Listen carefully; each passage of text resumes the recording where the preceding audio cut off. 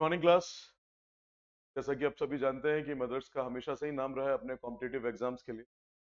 मैं हमेशा से एक ही बात कहता हूँ कि अगर कंपटीशन की तैयारी करनी है तो मदर्स ही है, वरना एम हटा दो तो बाकी सब अदर्स रह जाते हैं। तो जैसा कि आप जानते हैं कि हम विश्वसनीय यात्रा के लिए अपने सिलेबस के लिए अपनी सारी मदर्स आपके लिए लेके आया है रेलवे के लिए साइंस का सिलेबस, है ना। देखो, प्रैक्टिकली हमें ये तो पता है कि जितने भी हमारे एग्जाम्स ये नहीं बताते, वो नॉर्मली सिर्फ बस एक लाइन लिख के दे देते हैं साइंस सिलेबस, चाहे अप टू 10 दे दिया, चाहे कुछ टॉपिक्स के ऊपर डिस्कशन नहीं करते।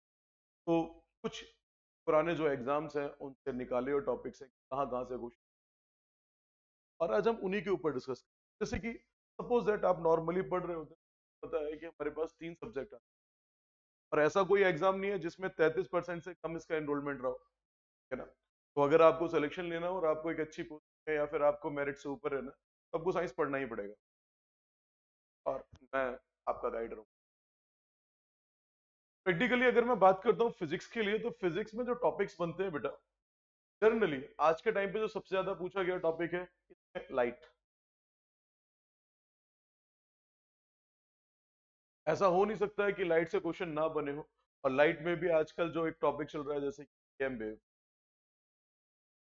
लाइट का ओरिजिन क्या है, उसके बाद साउंड वेव, है ना।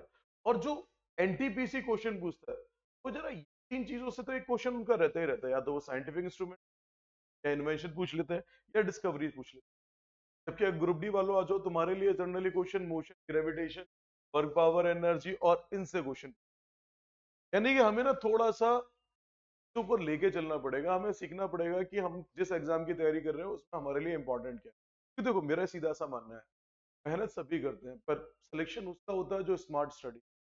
और स्मार्ट स्टडी करने वालों को यह भी पता है कि टाइम कहाँ बचाना है, और अगर नहीं पता तो मैं इस रास्ते में तुम्हारे साथ हूँ, तुम्हें ये बताने के लिए तुम्हें टाइम कहाँ बचाना है, इतनी मदद मैं तुम्हारी करूंगा, और यही मेरा एक्सपीरियंस हमारे काम है।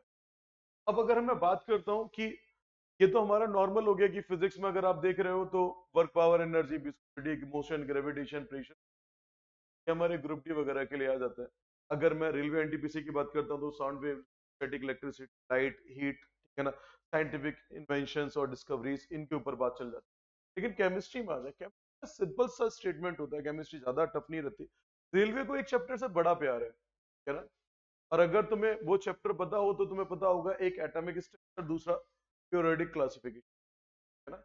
एनटीपीसी को तो स्पेशल तौर से प्यार है। इसके अलावा फिर हमारे जो इंपॉर्टेंट टॉपिक बचते हैं जैसे acid base salt, oxidation, reduction, chemical bonding में एक दो क्वेश्चन बने हैं आज तक, ठीक है ना। कार्बन एंड कंपाउंड और कॉमन फैक्ट। कॉमन फैक्ट का मतलब जो है ना, ये थोड़ा सा तुम्हारे दिमाग को चलाने वाला होना चाहिए। क्यों? क्योंकि कॉमन फैक्ट्स की अगर मैंने बात की है तो सीधा सा मतलब ये है कि वो कहीं से भी कुछ भी उठा के पूछ सकते। तो फर्टिलाइजर भी पूछ सकते, इसमें वो आपसे ग्लास भी पूछ सकते, इससे वो आप में कोई भी चीज, इवन आईपीएस नेम तक पूछ सकते, कुछ भी पूछ लेंगे। बस ये उनका है, ये मिसलेनियस फैक्ट्स होते हैं जो कभी कभी आते हैं। तो हमें पता है कि हमें यहां पर लेके चलना है इंपॉर्टेंसी के अकॉर्डिंग, कौन सा टॉपिक कितना इंपॉर्टेंट है और कितना नहीं है। लेकिन अगर आप कहोगे तो देखो, प्रैक्टिकली अगर मैं कहूं यहां पर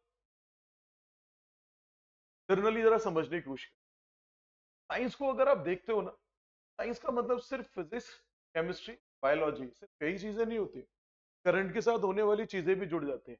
और अगर रेलवे के पुराने एग्जाम्स को आपने फोकस किया होगा तो फिजिक्स और बायोलॉजी ऑलमोस्ट बराबर है, और थोड़ी सी ज्यादा है किससे, केमिस्ट्री से, है ना। जबकि कुछ एग्जामों में केमिस्ट्री का लेवल भी ज्यादा है फिजिक्स के बराबर, लेकिन ज्यादा किससे रहा है, बायोलॉजी से। तो हमें एक बात तो समझ में आ गई है कि अगर हम रेलवे की तैयारी कर रहे हैं ग्रुप डी को छोड़कर, ठीक है, तो हमें ज्यादा से ज्यादा फोकस करना पड़ेगा किस पे, फिजिक्स और केमिस्ट्री। क्लियर। जैसे कि बायोलॉजी के लिए अगर हमारे पास टॉपिक पूछे जाए, तो बायोलॉजी में हमारे पास दो टॉपिक आ जाते हैं, जैसे कि एक वर्ड आ जाता है बॉटनी और दूसरा कौन सा आ जाता है, जूलॉजी। बॉटनी के लिए अगर हम बात करें तो बॉटनी में सिंपल सा कि भाई बॉटनी का इंट्रोडक्शन क्या है, साइटोलॉजी, सेल्स, है ना, प्लांट किंगडम क्या है, फोटोसिंथेसिस क्या है, प्लांट टिश्यू क्या है, प्लांट हार्मोन क्या है, डिसीज क्या है, जेनेटिक्स क्या है, एक क्लासिफिकेशन इनके ऑर्गन्स का किस तरह से करते हैं, सिंपल सी बॉटनी है। लेकिन इसमें भी सबसे इंपॉर्टेंट टॉपिक जो रहता है वो कौन सा रहता है, जूलॉजी। क्योंकि classification of animal kingdom, human disease, system और ब्लड, अगर मैं ह्यूमन सिस्टम की बात करता हूं तो बेटा इसमें दोनों तरह से आ जाते हैं, जैसे कि फिजियोलॉजी, है ना। अब फिजियोलॉजी क्या है जरा समझो। Digestive system, circulatory system, breathing system, है ना। और नेक्स्ट वन एक्सक्रीटरी सिस्टम। ये चारों मिलके फिजियोलॉजी बनाते हैं। और उसके बाद हमारा कौन सिस्टम आता है? कोऑर्डिनेशन। कोऑर्डिनेशन किस किस से आता है? नर्वस सिस्टम, एंडोक्राइन सिस्टम, और बेटा स्केलेटन सिस्टम, है ना। इन सबको हम इसमें पढ़ते हैं। तो ये अपने आप में 8 या 10 चैप्टर का मिश्रण होता है। तो हम सिंपल सा कह देते हैं द सिस्टम ऑफ ह्यूमन। एक और ऐसा चैप्टर जिसके बिना कभी कोई पेपर पॉसिबल ही नहीं है, that is known as human. तो मैं मदर्स के प्लेटफॉर्म से आपको लेके आऊंगा और आपको लेके चलूंगा सबसे पहले उन टॉपिक से जो आपके एग्जाम में आते ही आते हैं।